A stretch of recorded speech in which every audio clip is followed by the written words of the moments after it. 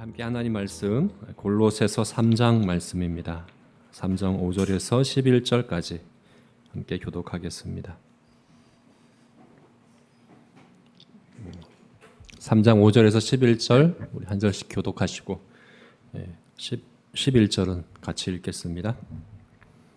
그러므로 땅에 있는 지체를 죽이라. 곧 음란과 부정과 사욕과 악한 정욕과 탐심이니 탐심은 우상 숭배니라. 하나님의 진노가 임하느니라. 너희도 전에 그 가운데 살 때에는 그 가운데에서 행하였으나 이제는 너희가 이 모든 것을 벗어버리라. 곧 분함과 노여움과 악의와 비방과 너희 입에 부끄러운 말이라. 너희가 서로 거짓말을 하지 말라. 옛사람과 그 행위를 벗어버리고 새사람을 입었으니 이는 자기를 창조하신 이의 형상을 따라 지식에까지 새롭게 하심을 입은 자니라. 같이 읽겠습니다.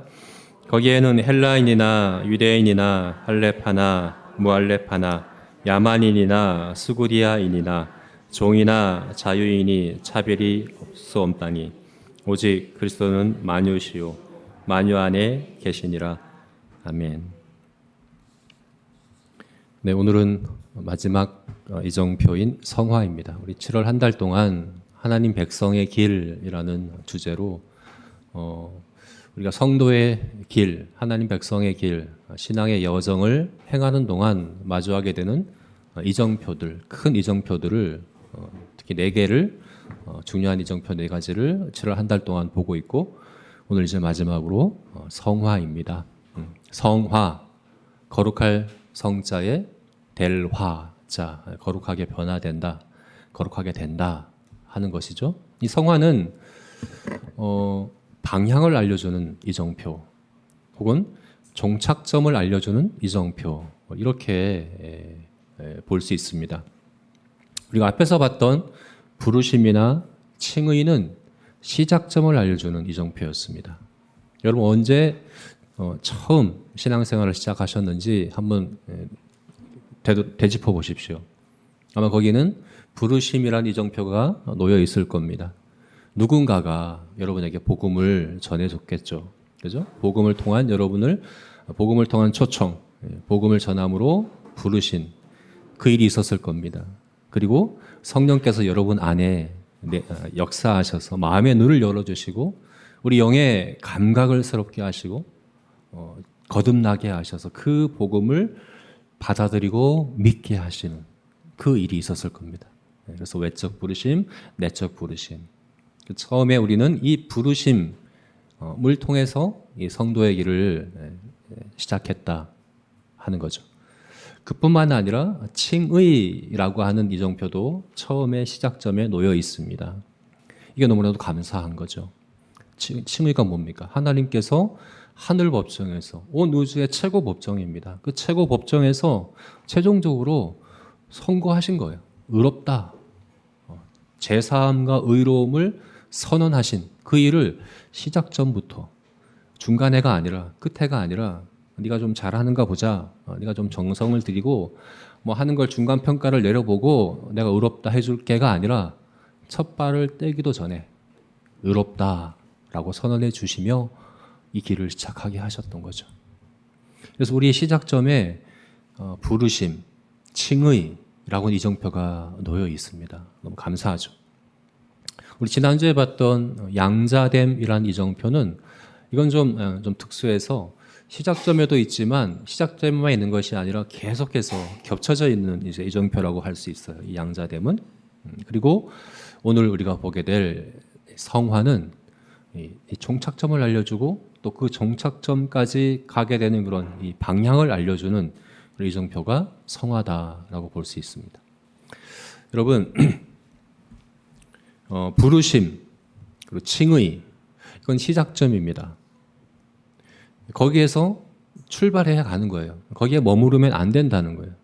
때로 신앙생활을 우리 믿음을 그렇게 잘못 생각하는 분이 있는 것 같아요. 내가 제사함 받고 내 예수 그리스도를 믿고 제사함 받고 천국 가면 되는 거야 라고 생각하는 것이죠. 내가 믿음으로 제사함 받고 의롭다 여김 받고 죽어서 천국 가는 거. 이게 믿음이구나. 이렇게 생각하는 경우가 있는 거죠. 그건 사실 시작점에만 머물러 있는 거예요. 가지 않는 거예요. 거기 머물러 있는 거예요. 근데 그렇지가 않거든요. 하나님은 목적을 가지고 부르셨어요. 목적을 가지고 우리를 의롭다 하셨어요. 질문해야 돼요. 왜 부르셨습니까? 왜 의롭다 하셨습니까? 나를 어느 방향으로 어떤 목적지를 향해서 이끄시려고 나를 그렇게 의롭다 하셨습니까? 라고 질문해 봐야 하는 거예요. 그리고 그 질문에 대한 답을 이 성화라고 하는 이정표가 우리에게 가르쳐 주고 있다는 겁니다. 제가 생각할 때 기독교 복음, 성경이 말씀하고 있는 이 복음, 이 진리가 가진 특별함, 이 성도의 특권인 것 같아요. 다른 종교와의 차별성인 것 같아요. 다른 종교, 다른 어떤 인생 철학, 다른 어떤 세상의 어떤 것하고 또 다른 것이라고 볼 수 있어요. 제가 봤더니 다른 종교에도 심지어 무속신앙에도 그런 게 있더라고요. 위로가 있고 문제 해결이 있고 병 고침이 있고 있더라고요. 네. 저는 이제 그 무속 신앙에 대한 영상을 잠깐 봤는데 정말 진짜더라고요. 네. 그런 영의 역사들이 있더라고요. 그래서 실제로 위로를 받고 문제가 해결이 되고 막 일상생활을 못할 정도의 그런 마음의 또 육신의 심각한 그런 질병들이 굿을 통해서 해결이 되고도 하더라고요. 근데 그들이 흉내내지 못하는 것 한 가지가 있습니다. 목적이 없죠. 하나님을 부정하고 부인할 때 인생은 목적이 없는 것이 되어버리죠. 우연히 존재하는 우리들이 무슨 목적이 있겠습니까? 목적은 하나님만 우리에게 말씀하실 수 있습니다. 우리는 거룩함을 위해서 하나님께서 그 목적을 위해서 우리를 구원하십니다. 부르십니다. 의롭다 하십니다. 로마서 8장 말씀에서 이걸 확인할 수 있어요. 로마서 8장 28절부터 30절 말씀, 우리가 잘 아는 말씀인데 한번 볼까요? 우리가 알거니와 하나님을 사랑하는 자 곧 그의 뜻대로 부르심을 입은 자들에게는 모든 것이 합력하여 선을 이루니라. 부르심은 목적이 있다는 거예요. 무슨 목적입니까? 선을 이루는 목적이 있습니다. 선을 이루는 그 목적을 위해서 하나님은 모든 것을 합력하여서 그 한 가지 선을 이루시기 위해서 섭리하신다는 거예요. 하나님 부르실 때 선을 이루시고자 부르십니다. 그런데 그 선이 뭡니까? 29절에 나오죠. 하나님이 미리 아신 자들을 또한 그 아들의 형상을 본받게 하기 위하여. 그 선이 뭡니까? 아들의 형상을 본받는 것입니다. 이게 바로 성화죠. 성화는 우리가 예수 그리스도를 닮아가는 겁니다. 그렇게 변화되는 것입니다. 그것을 위해서 하나님은 이 한 가지 목적을 위해서 모든 것 가운데 역사하셔서 모든 것이 이 한 가지 목적을 위한 합력하는 그런 일을 하시겠다라고 말씀하시는 거죠. 30절에서는 또 뭐라고 얘기합니까? 미리 정하신 그들을 또한 부르시고, 미리 정하신 건 예정인데 우리 예정은 다루지 않았어요. 왜냐하면 이 예정은 영원 전에 하나님께서 하신 것이기 때문에 우리가 지금 7월에 다루는 것은 내가 직접적으로 경험하는 신앙의 여정을 그때부터 그래서 부르심부터 다룬 거예요. 근데 영원 전에 미리 예정하신 자들을 어떻게 했다고요? 부르셨다고요. 부르시고 부르신 그들을 의롭다 하시고, 부르심과 칭의를 얘기하고 있습니다. 그런데 의롭다 하신 그들을 또한 영화롭게 하시느라. 이 영화는 성화의 결론이거든요. 성화의 마지막이 영화입니다. 그래서 부르심과 의롭다 하심은 목적이 있어요. 거룩하게 하시는, 성화되게 하시는 그 목적을 위해서 우리를 부르셨다라는 겁니다. 그래서 우리가 이 성화를 잘 알아야 합니다. 그렇지 않으면 바른 신앙생활을 할 수가 없어요. 길을 잃어버리거나 방황을 하거나 넘어져 버리거나 그렇게 할 수밖에 없죠. 우리는 단순히 제사함 받고 이후에 천국 가기 위한 목적으로 부르심 받은 게 아니에요. 그건 시작점에 불과해요. 거기서 한 발도 떼지 못하고 그 자리에 머물러 있으면 안 됩니다. 우리는 성화되어져야 합니다. 그래서 오늘 본문 통해서 우리가 성화에 대해서 보려고 하는데요. 사실 오늘 본문은 작년에 설교를 통해서 다뤘던 본문이죠. 우리가 골로새서 작년에 했죠, 그죠? 제가 찾아봤더니 9월 17일에 주일 설교에서 이 본문을 설교했습니다. 한 1년이 안 됐습니다. 기억하시죠? 그래서 네, 뭐 구체적인 자세한 내용은 기억 못 하시더라도 이제 얼핏 기억 나실 겁니다. 그래서 작년에 했던 내용과는 좀 다르게, 그러니까 작년에 했던 내용은 사실 이 본문을 가지고 성화란 무엇인가에 초점을 뒀었어요. 성화가 무엇인가에 대해서 주로 초점을 두고 다뤘다고 한다면, 오늘은 어떻게 우리가 성화를 구체적으로 이뤄갈까, 어떻게에 초점을 맞춰서 오늘 본문을 좀 보려고 합니다. 성화는 나의 참여, 내가 하나님 앞에 순종하고, 내가 하나님 앞에 이제 따르고, 내가 해야 될 의무, 나의 책임이 함께하는 것이 이제 성화거든요. 그래서 내가 해야 될 게 뭐냐, 성화를 위해서 내가 구체적으로 실천해야 될 것이 뭔가에 초점을 둬서 오늘 본문을 함께 봤으면 좋겠어요. 그런데 내가 해야 될 것, 그러니까 성화를 어떻게 이뤄갈까를 알려면 성화가 무엇인지도 잘 알아야 되거든요. 성화가 무엇인지, 이것은 우리가 작년에 다뤘던 내용이긴 하지만 짧게 되짚어보고, 지난번 했던 설교의 내용을 잠시 이렇게 되짚어보고, 그 이후에 그럼 그 성화를 우리가 어떻게 이뤄갈 것인가에 대해서 함께 나눠봤으면 좋겠습니다. 자, 성화란 뭔가? 성화가 뭘까? 오늘 본문의 표현으로 보자면 5절 말씀에 한 문장으로 잘 말씀하고 있죠. 첫 번째 문장이 바로 성화가 뭐냐 우리에게 말해주고 있습니다. 뭡니까? 땅에 있는 지체를 죽이라. 땅에 있는 지체를 죽이는 이것이 성화입니다. 물론 우리가 앞에서 로마서 8장 말씀에서 그 아들의 형상을 본받는 것, 예수 그리스도를 본받는 것, 이게 성화죠, 그죠? 예수 그리스도를 본받는 것이 성화입니다.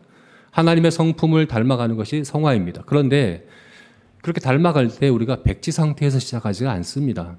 우리가 구원 받고 나면 백지, 이제 새하얀 백지여서 여기에 이제 아들의 형상을 닮아가는 그림을 그려가는, 그렇게 시작하는 것이 아니라 우리 안에는 이미 죄의 습관과 또 죄의 본성을 갖고 있어요, 우리 안에.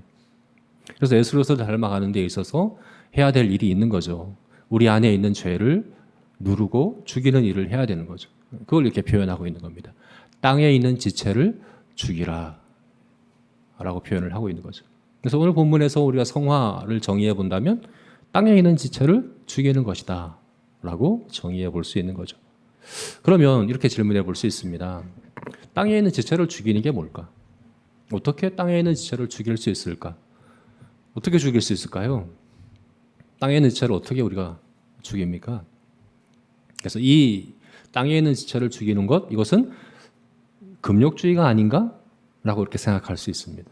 왜냐하면 땅에 있는 지체라는 게 뭡니까? 땅에 있는 지체, 우리 몸을 얘기하는 거잖아요. 우리 몸, 구체적으로는 몸의 욕심을 얘기하는 건데, 이어지는 5절 말씀, 이어지는 말씀이 그렇잖아요. 땅에 있는 지체를 죽이라 곧 음란과 부정과 사욕과 악한 정욕과 탐심이니 탐심은 우상 숭배니라. 이 음란과 부정, 이것은 성적인 욕심이고, 사욕과 악한 정욕은 돈에 대한 욕심입니다. 그래서 이 모든 걸 탐심이라고 이야기하고 있고, 탐심은 우상 숭배니라 라고 얘기했는데, 그게 곧 땅에 있는 지체다라고 말하고 있잖아요. 그래서 땅에 있는 지체를 죽이라는 것은 곧 우리 욕심을 죽이라는 것이구나. 욕심을 죽인다, 욕심을 금한다, 욕심을 억제한다. 이게 바로 금욕주의죠. 금욕주의란 우리 욕심을 금지하고 누르고 억제하고, 이게 금욕주의인 거죠. 그래서 이 말씀을 받아들일 때, 우리 금욕주의를 따르라는 거구나 라고 이해할 수 있다는 거예요. 그런데 여러분, 그렇지가 않아요. 금욕주의는 성화가 아니에요. 성경에서 가르치는 성화는 금욕주의가 아닙니다. 그래서 이 땅에 있는 지체를 죽이라 할 때, 이 땅에 있는 지체, 이 표현이 이제 개역 개정 성경의 번역에서는 땅에 있는 지체라고 번역했지만, 우리말 성경이나 새번역 성경의 번역이 더 이제 바른 것 같아요. 우리말 성경이나 새번역 성경은 이걸 어떻게 번역했냐면 땅에 속한 지체라고 번역을 했습니다. 땅에 속한 지체를 죽이라. 땅에 있는 지체와 땅에 속한 지체는 다릅니다. 어떻게 다를까요? 우리를 생각해 보세요. 우리는 세상에 있습니다. 그러나 세상에 속하진 않았죠. 우리는 세상에 있어야 돼요. 세상의 빛과 소금이에요. 세상에 보냄을 받았어요. 세상에 살아가고 있어요. 예수님도 세상에 계셨어요. 그죠? 세상에 있으셨어요. 세상에 있는 것 자체가 죄가 되진 않아요. 세상에 있는 것 자체가 부정하고 악한 것은 아니에요. 세상에 있는 지체 그러면 세상에 있는 것 자체가 부정하고 악한 것이구나라는 오해를 할 수 있거든요. 근데 땅에 속한 지체라고 번역하는 게 맞다는 거예요.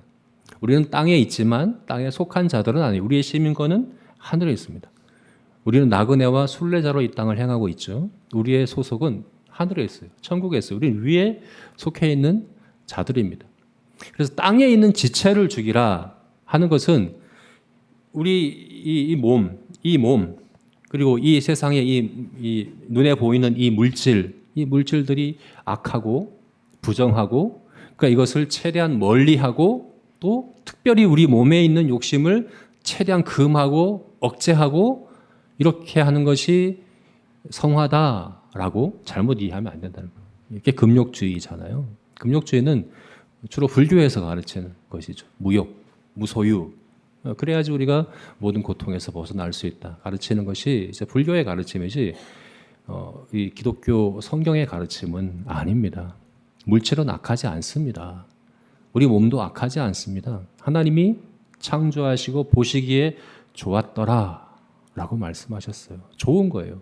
선한 거예요. 문제는 이것을 땅에 있는 지체로 땅에 속한 지체로 사용하는 그것이 바로 문제가 되는 것이지 이 자체가 땅에 있는 것 자체가 악하고 부정한 것은 아니라는 거예요. 특별히 여기서 이제 우상 숭배니라 음란과 부정과 사욕과 악한 정욕과 탐심은 우상 숭배니라라고 말씀하고 있는데 우리가 우리 안에 있는 우상들을 다뤄야 합니다. 우리 안에 우상들을 제해합니다. 그런데 이것을 금욕주의적인 태도로 제하려고 하면 잘못된 거예요. 네. 금욕주의적인 태도로 아예 내가 욕심을 아예 제해버리고 그 내가 이 땅에서 접하는 이 모든 물질적인 것들을 내가 최대한 멀리하고 그렇게 살아가겠다. 그것이 성화다라고 잘못 생각하면 안 된다는 거예요. 아브라함을 한번 생각해 보세요. 하나님께서 아브라함에게 이삭을 어떻게 하라고 하셨어요? 번제로 드려라 라고 말씀하셨어요. 근데 하나님께서 정말 이삭을 죽이라는 말씀이셨습니까? 하나님의 뜻은 정말 이삭을 번제로 드려서 죽여버려라 그런 말씀인가요? 아니잖아요. 하나님이 이삭을 정말 죽이라고 하신 말씀이 아니셨어요. 이삭은 하나님께서 아브라함에게 주신 선물이에요. 복이었어요. 그죠? 아브라함 개인의 복만이 아니라 이 이삭을 통해서 천하 만민이 복을 받게 하시겠다라고 말씀하셨어요. 그죠?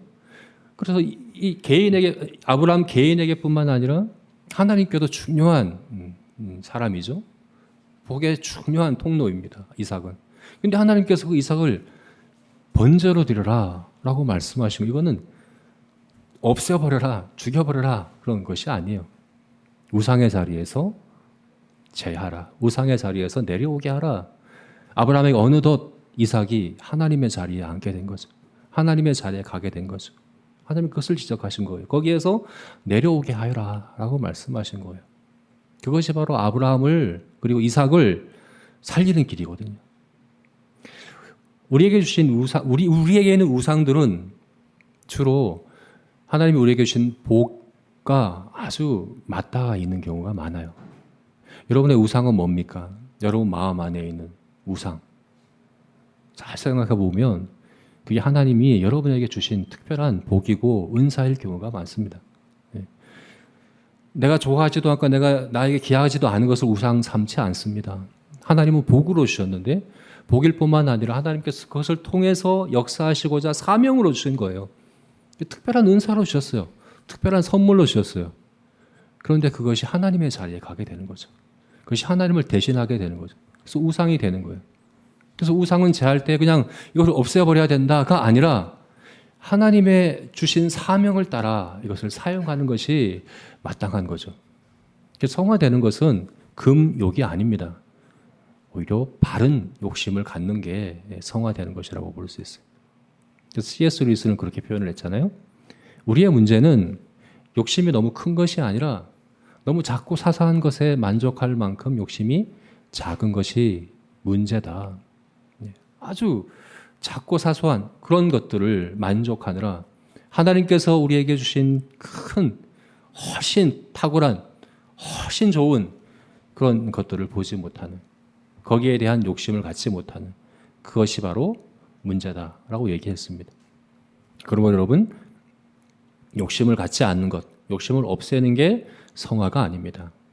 바른 욕심을 갖는 것, 더 큰 욕심을 갖는 것, 하나님의 영광을 위하여, 또 하나님의 나라를 위하여, 하나님의 의를 위하여, 하나님의 주신 뜻을 위하여 나에게 주신 그 특별한 은사와 선물들을 사용하고자 하는 그런 욕심을 갖는 것, 그것이 바로 성화라고 볼 수 있는 거죠.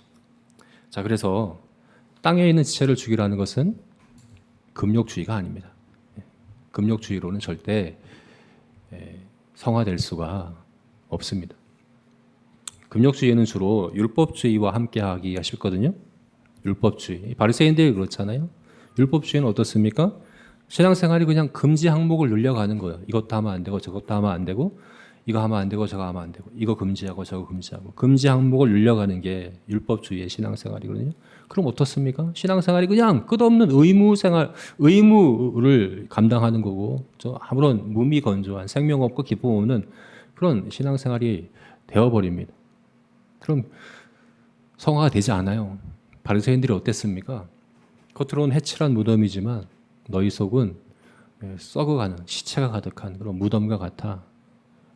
금욕주의로는 겉으로 해칠만 할 수밖에 없고 해칠하는 거예요. 우리 안에 있는 죄, 우상 숭배는 절대로 다뤄질 수가 없습니다. 겉으로만 번지르하고 다른 사람들을 비판하고 판단하고 정죄하는 일만 잘하지 정작 내 안에 있는 우상은 다루지 못하는 것이 금욕주의입니다. 성화는 그렇게 되어지지 않는다 하는 겁니다. 또 두 번째로 우리가 생각해 볼 수 있는 것이 완전주의입니다. 땅에 있는 지체를 죽이라는 것이 완전주의를 가리키는 걸까? 이렇게 생각할 수 있어요. 왜냐하면 죽이라라고 표현을 했거든요. 땅에 있는 지체를 죽여라. 죽이는 건 뭡니까? 없애는 거잖아요. 아예 없애라. 그래서 완전주의가 뭐냐 하면 완전주의는 우리가 이 땅에서 살아가면서 죄를 완전히 없애는 상태에 이를 수 있다라고 가르치는 것이 완전주의예요. 이 땅에서. 나중에 예수님 재림하실 때 우리가 영화롭게 될 때 그때 말고 지금 이 땅에서 살면서 내가 죄를 안 지을 수 있는 상태에 이를 수 있다라고 주장하는 것이 완전주의입니다. 하나님께로부터 난 자들은 범죄하지 아니하나니 요한일서 이런 말씀들. 그래서 성도는 죄를 완전히 안 지을 수 있는 완전한 상태에 이를 수 있구나. 그런 상태에 이를 수 있다라고 주장하는 것이 완전주의인데 근데 이것은 옳지 않습니다. 경험적으로도 옳지 않고 성경적으로도 옳지 않습니다. 이런 죄를 안 지는 완전한 상태에 한 번이라도 이뤄보신 적이 있으십니까? 한 번이라도 그렇게 죄를 안 짓는 완전한 상태에 있는 사람을 보신 적이 있습니까? 내가 아니라도 다른 사람이라도 아니면 성경에서라도 예수님 외에 죄를 안 지는 완전한 상태에 있는 사람을 한 명이라도 발견할 수 있습니까? 없습니다. 그럴 수가 없습니다. 오히려 사도 바울을 보면 점점점 자기를 죄인의 개수라고 여겨요. 점점 더 내가 불완전하다라고 여겨요. 성화되는 것은 오히려 완전하다고 여기는 게 아니라 나를 불완전하다라고 더 고백하고 그렇게 여기는 것이 성화되는 거예요. 왜냐하면 성화되면 될수록 죄에 대해서는 더 민감해지거든요. 전에는 죄로 여겨지지 않던 것들까지도 죄로 여겨지는 것이 성화되는 것이거든요. 그래서 성화되면 될수록 완전해지는 게 아니에요. 밖에서 볼 때는 점점점 경건해지고 거룩해지고 있지만 그 자신은 더 죄에 대해서 민감하고 예민하고 죄인의 개수라고 여기고 그렇게 이제 죄에 대해서 탄식하는 그런 마음을 갖게 되는 그것이 성화거든요.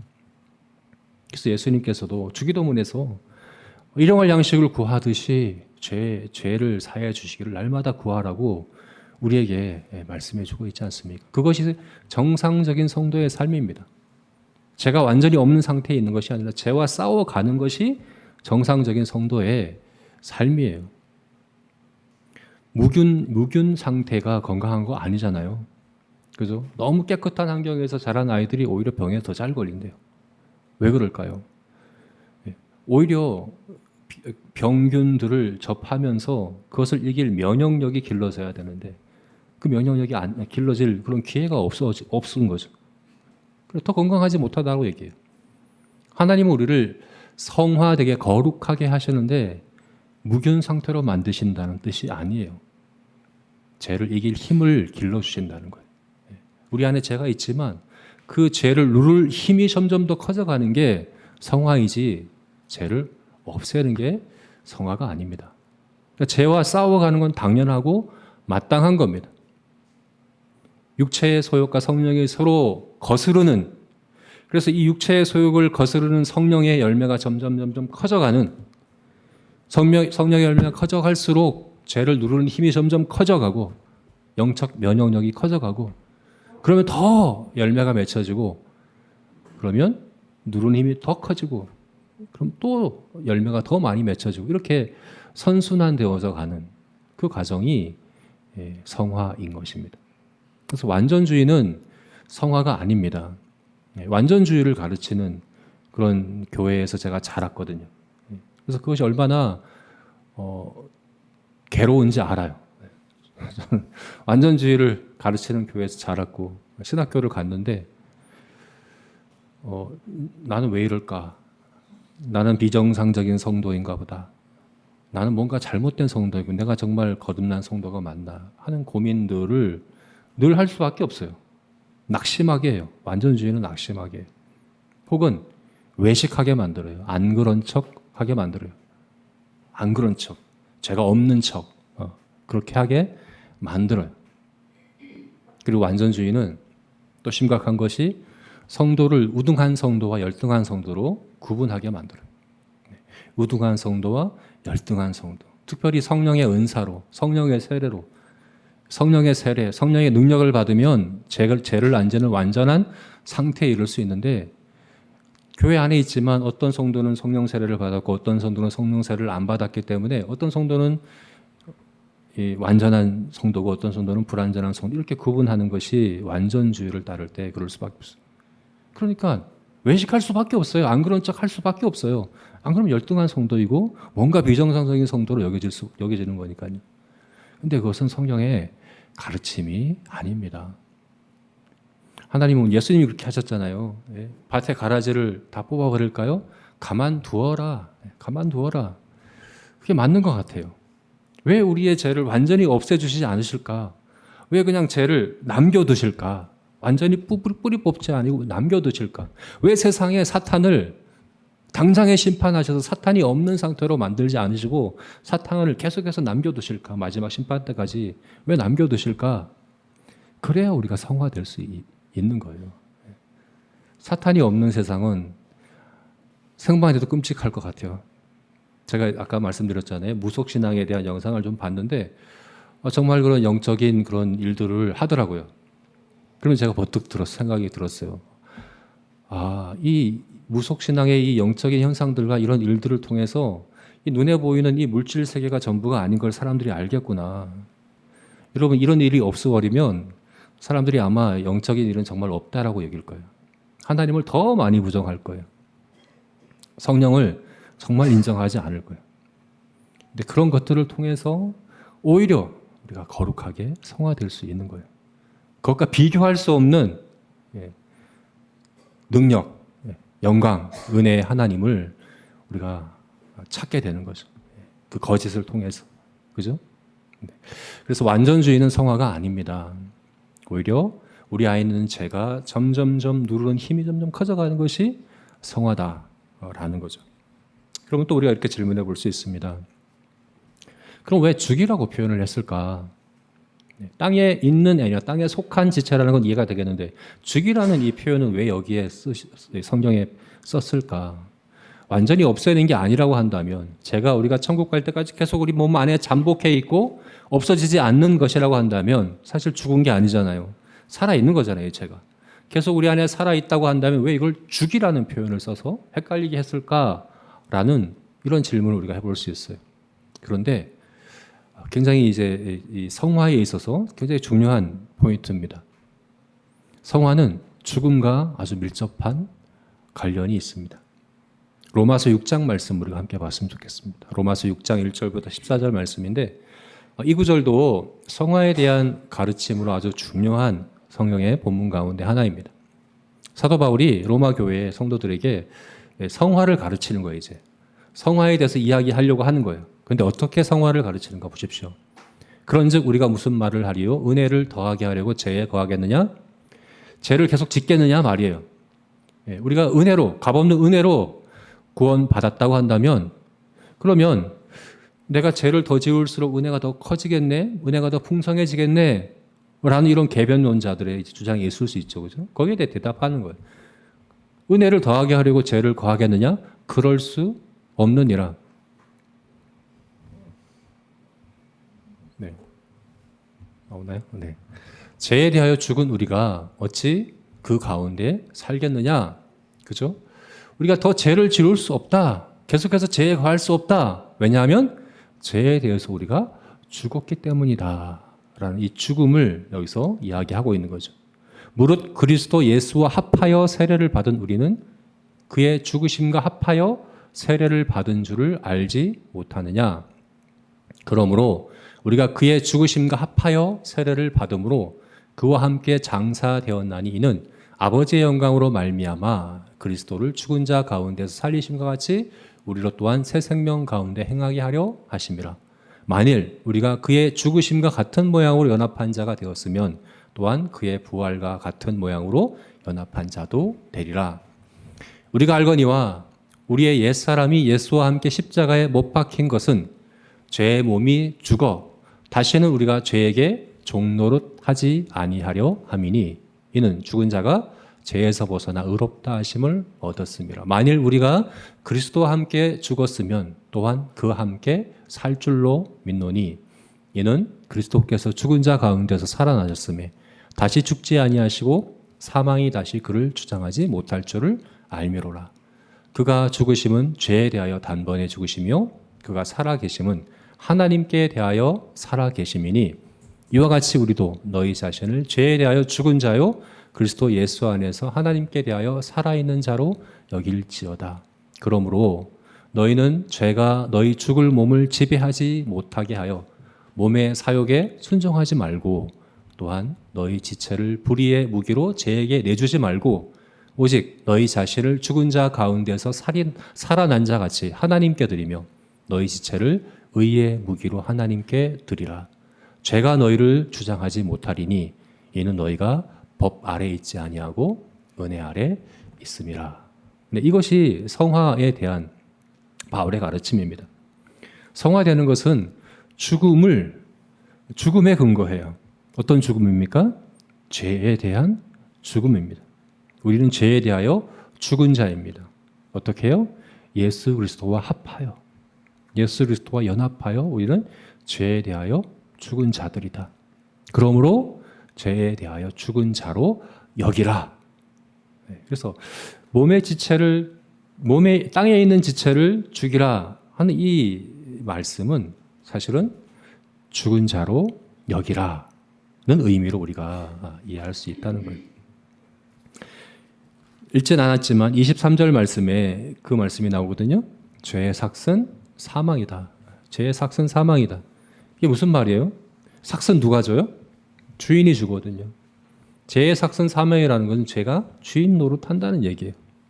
사망을 통해서 죄가 주인 노릇한다는 얘기예요. 그런데 하나님께서 예수 그리스도 안에서 예수 그리스도의 죽으심을 통해서 우리가 죄에 대하여 더 이상 주종의 관계가 아닌 죄가 우리를 주인 노릇할 수 없게끔 하셨다 하는 것이 바로 우리의 죽음이라는 얘기예요. 사실은 그런데 죄가 우리를 주인 노릇하는 것은 사실은 죄 자체의 어떤 그 힘과 권세가 있기 때문이 아니에요. 제가 어떻게 주인 노릇할까? 제가 어떻게 사망을 통해 주인 노릇할까? 이것은 바로 하나님이 우리에 대하여 심판하시고 진노하시기 때문에 제가 그 틈을 타서 우리를 주인 노릇하는 것이거든요. 하나님이 우리에게 진노하시고 심판하시면 우리는 하나님의 은혜에서 끊어진 자가 되기 때문에 그래서 제가 우리의 주인 노릇을 하는 것이거든요. 근데 예수 그리스도께서 십자가에 죽으신 것은 무엇입니까? 하나님께서 공의롭게 우리 죄에 대하여 심판하신 것입니다. 그래서 하나님은 더 이상 우리를 원수로 여기지 않으세요. 우리를 심판하고 벌 줘야 될 대상으로 여기지 않으세요. 진노할 대상으로 여기지 않으세요. 사랑할 그리고 은혜를 베푸시고 사랑을 베푸실 자녀로 여기시는 것이 바로 우리가 죄에 대하여 죽은 것이다 하는 겁니다. 여러분, 죄에 대해서 우리가 이 성화에 있어서 정말 중요한 것이에요. 죄에 대해서 내가 죽은 자라는 사실을 아는 것, 그것을 믿는 것, 또 그렇게 여기는 것 너무나도 중요한 것입니다. 그래서 신학자들은 이렇게 표현을 해요. 우리가 이길 수 있는 죄는 용서받은 죄밖에 없다. 우리가 이길 수 있는 죄는 용서받은 죄밖에 없다. 이게 무슨 말입니까? 우리가 죄와 싸워서 이기려면 죄책의 문제는 이미 해결되어 있어야 된다는 얘기예요.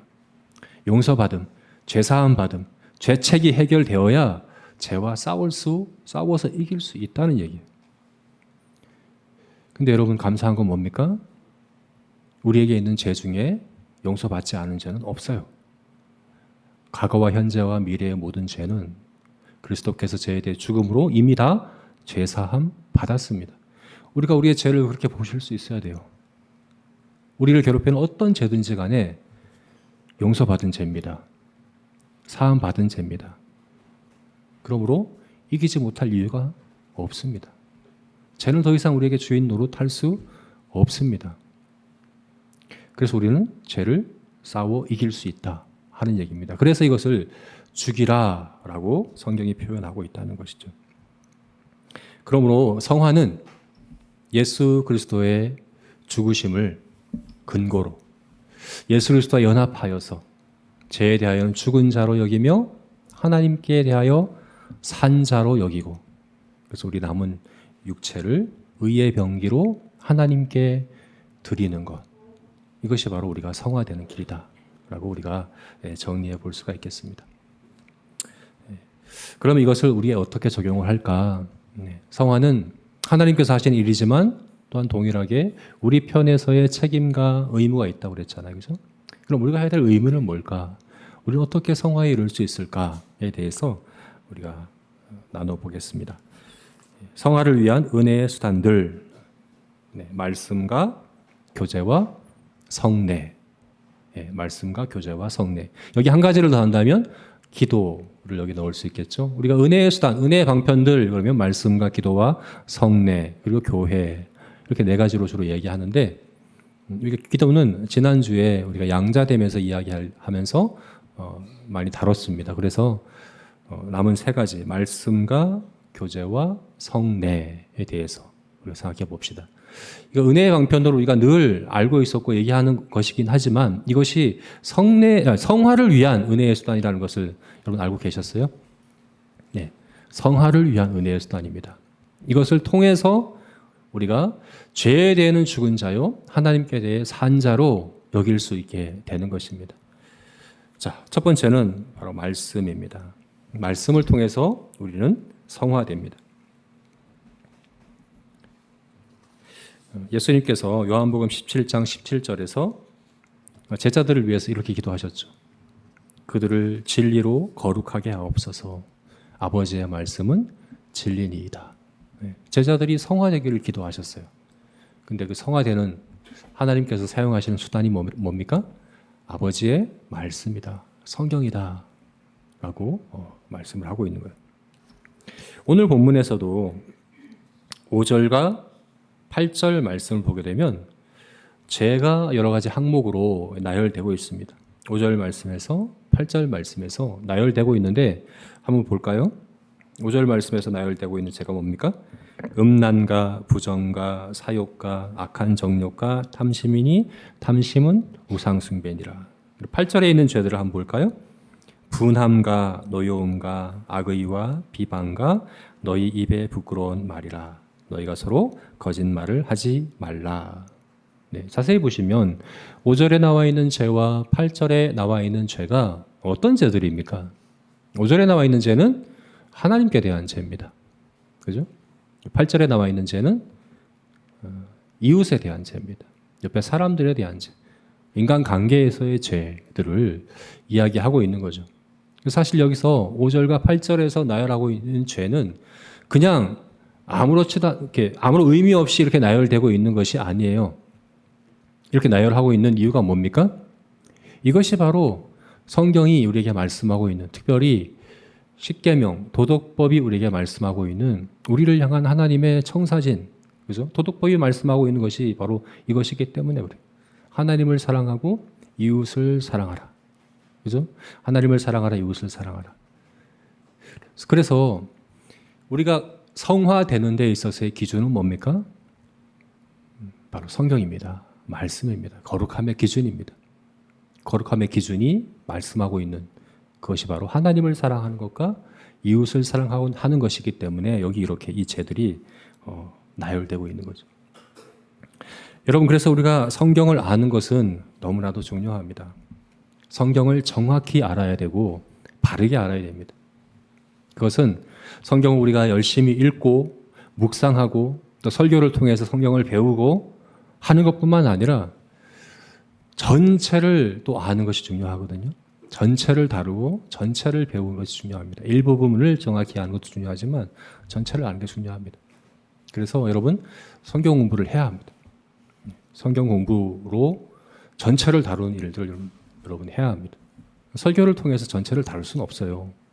여러분이 개인적으로 성경을 읽고 묵상함을 통해서 전체를 균형 있게 알 수도 없습니다. 그래서 교리를 공부하는 성경 공부를 통해서 성경 전체의 가르침을 우리가 배워야 합니다. 그래서 우리를 향한 하나님의 청사진이 무엇인지, 우리를 향한 하나님의 뜻이 무엇인지, 하나님의 계획이 무엇인지 알아야 합니다. 그리고 그것을 알 때 우리가 선한 일에 대한 욕심을 가질 수 있는 거예요. 우상이 아니라, 우상 숭배가 아니라 하나님을 섬기기 위한, 하나님의 영광을 위한 도구로 우리의 소유와 우리의 마음과 우리의 욕심을 사용할 수 있게 되어지는 거예요. 하나님을 알아야, 그렇죠? 하나님의 뜻을 알아야, 하나님의 계획을 알아야 그렇게 될 수 있다는 것입니다. 그러므로 여러분, 성경을 성령의 검으로, 우리를 거룩하게 하는 하나님의 검으로 그렇게 사용하실 수 있는 저와 여러분이 되었으면 좋겠습니다. 두 번째는 교제, 교회입니다. 교제, 성도의 교제. 앞에서 말씀드린 것처럼 성화는 성경의 기준, 율법의 기준을 이루어가는 것이고 그 율법의 기준은 뭡니까? 바로 사랑이죠. 사랑은 율법의 완성이니라. 그래서 성화되는 것은 사랑하는 사람들로 변해가는 거예요. 점점 사랑이 커져가는 게 성화되는 거예요. 근데 사랑은 혼자 할 수 없잖아요. 그죠? 혼자 아무리 경건하게 아무리 노력하고 한다고 해서 사랑할 수는 없습니다.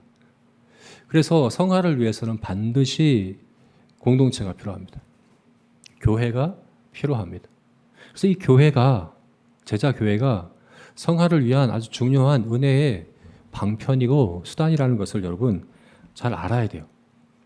앞에서 말씀드린 것처럼 무균 상태에서 성화되지 않는다고 그랬잖아요. 그죠? 오히려 우리 안에 죄를 남겨두심으로 우리를 그 죄를 누른 힘을 길러가게 하셔서 성화되게 하신다고 하셨는데 이것은 공동체에도 똑같이 해당됩니다. 교회 공동체가 완전치가 않아요. 문제가 없고, 그죠? 다 거룩하고, 다 온전하고, 그런 사람들만 몰려있는 게 아니에요. 병자를 가장 찾기 쉬운 것은 병원인 것처럼 교회에서는 죄인을 가장 찾기 쉬운 것이 교회인 거죠. 그죠? 죄인이라서 우리가 다 여기 있는 것 아니겠습니까? 그리고 하나님은 그것을 통해서 우리를 거룩하게 성화되게 하셔요. 그래서 오늘 본문에 보면 8절에 나와 있는 죄의 목록이 그냥 나온 게 아니에요. 8절 볼까요? 분함과 노여움과 악의와 비방과 너희 입에 부끄러운 말이라 너희가 서로 거짓말을 하지 말라. 이 죄들이 그냥 나열된 게 아니고요. 제가 볼 때 아주 이렇게 짝지어 놓았어요. 처음에 분함과 노여움, 이것은 다른 사람에 대한 내적인 죄와 외적인 죄를 이제 얘기하고 있죠. 분함은 뭡니까? 다른 사람에 대하여 분노하는 이런 그것이 내적으로 가지고 있을 때 분함입니다. 그런데 그것이 밖으로 표현되는 게 뭡니까? 노여움입니다. 노여움. 또 마찬가지로 악의, 다른 사람을 해롭게 하려는 마음 속에 악한 마음, 악한 뜻, 이게 악의입니다. 근데 이것이 밖으로 표현되는 게 뭡니까? 부끄러운 말과 거짓말, 비방, 이런 것들이 밖으로 표현되는 것들이거든요. 마음 속에 가진 그런 다른 옆에 있는 지체를 향한 악한 마음, 그리고 그것이 밖으로 표현되는 말과 행동들, 이렇게 나누어서 이야기를 하고 있는 거죠. 성화는 뭡니까? 이것이 다뤄지는 겁니다. 우리 마음에 가진 그 악한 마음들과 그리고 밖으로 표현되는 행동과 말들이 다뤄지는 것이 성화입니다. 예. 우리 안에 마음에 생각이 드는 것은 어쩔 수 없어요. 예. 아까 제가 완전히 없어지는 상태가 불가능하다고 했잖아요. 우리 마음에 분한 마음이 들기도 하고 또 악한 마음이 들기도 해요. 그 드는 것까지 우리가 없앨 수는 없어요. 들 수도 있어요. 근데 어떻게 해야 됩니까? 빨리 눌러야죠. 네. 성령의 열매로 빨리 그것을 눌러버려야 됩니다. 밖으로 표현되지 않도록. 성화는 뭡니까? 밖으로 표현되지 않는 게 성화예요. 네. 물론 밖으로는 표현하지 않는데 계속해서 끝까지 악의를 갖고 있다. 그거는 더 나쁜 거죠. 네. 차라리 밖으로 표현하고 없애버리는 게 낫습니다. 없앨 수만 있다면. 그래서 가장 좋은 건 뭡니까? 밖으로 표현되지도 않고 없애는 겁니다. 누르는 겁니다. 통제하고 억제하는 겁니다. 이게 성화되어 가는 거예요. 또한 11절 말씀 보게 되면 11절 볼까요? 읽어보겠습니다. 거기에는 헬라인이나 유대인이나 할레파나 무할레파나 야만인이나 수구디아인이나 종이나 자유인이 차별이 있을 수 없나니 오직 그리스도는 만유시요 만유 안에 계시니라. 여기 바울이 서로 대조되는 이 사람들을 이렇게 계속해서 나열하고 있습니다. 바울이 사실 성경에서 이런 나열들을 많이 하는데 특히 헬라인이나 유대인이나 이걸 자주 하는 표현이거든요. 근데 성경에서 가장 길게 나열하고 있는 본문이 바로 여기 이 본문이에요. 서로 반대되는 사람들이에요. 헬라인이나 유대인이나 인종적으로 가장 반대되는, 적대시하는, 서로 상종도 하지 아니하는 사람들입니다. 할레파나 무할레파나 종교적으로 그런 사람들입니다. 서로를 아주 그죠? 야만인이나 수구디안이나 이건 문화적으로 그렇습니다. 네, 문화적으로 서로 아주 무시하고 상대하지 않으려고 하는 그런 사람들입니다. 종이나 자유인이나 신분과 지위에 있어서 서로 반대되는 사람들입니다. 그런데 교회는 어떤 곳입니까?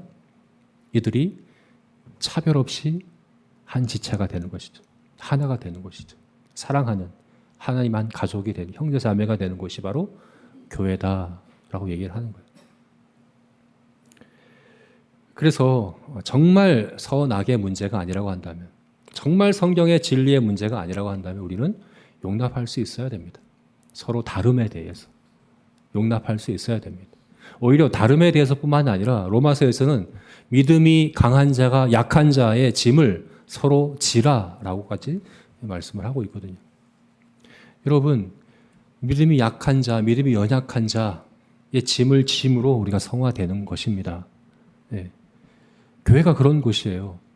교회는 다 믿음이 강한 자만 있는 곳이 아니에요.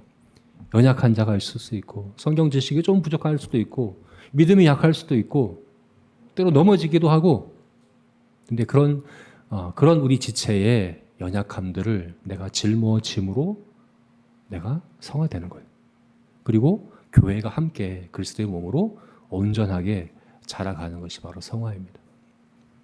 그러므로 여러분, 우리 제자 교회 안에서 우리가 서로에 대하여 악한 마음 또 나쁜 마음들, 그런 것들이 들 수 있는데 그런 것들을 급히 꺼뜨리고 또 누르고 또 서로의 차이에 대해서 용납하고 이해하고 또 내가 짊어져야 될 연약함이라 한다면 또 내가 짊어지기도 하고, 그렇게 함으로써 우리가 함께